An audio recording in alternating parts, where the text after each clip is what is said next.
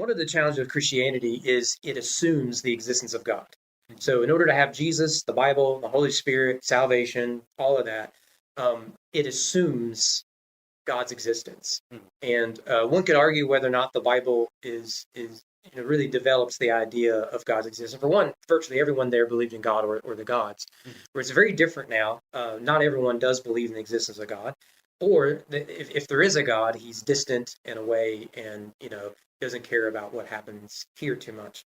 So let's explore the issue of God's existence. Look at least one reason why um, God doesn't exist. So are there any solid arguments or reasons for us to believe that God does indeed exist?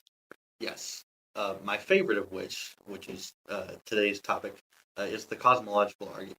Now, just a bit of a preface before that.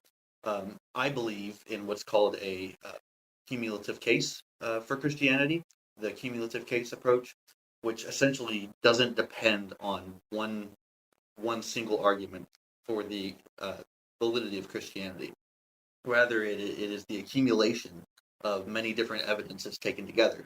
Like if you were in a court of law, they're not going to convict you based on one piece of evidence. They're going to look at several different pieces of evidence, and based on that, they'll either convict you or let you go. Mm-hmm. So, same sort of deal here.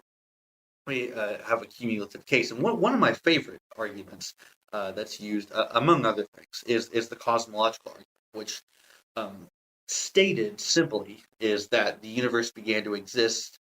Because the universe began to exist, it needs a cause, and since the universe began to exist, there is a cause. Mm-hmm. So that is the what's known as the cosmological argument today, Mm-hmm. and it's a very old argument. It's actually named after an Islamic philosophical tradition.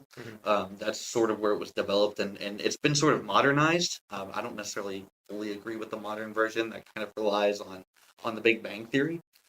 But there is a philosophical version as well that is much older, and so that's probably my favorite argument for the existence of God.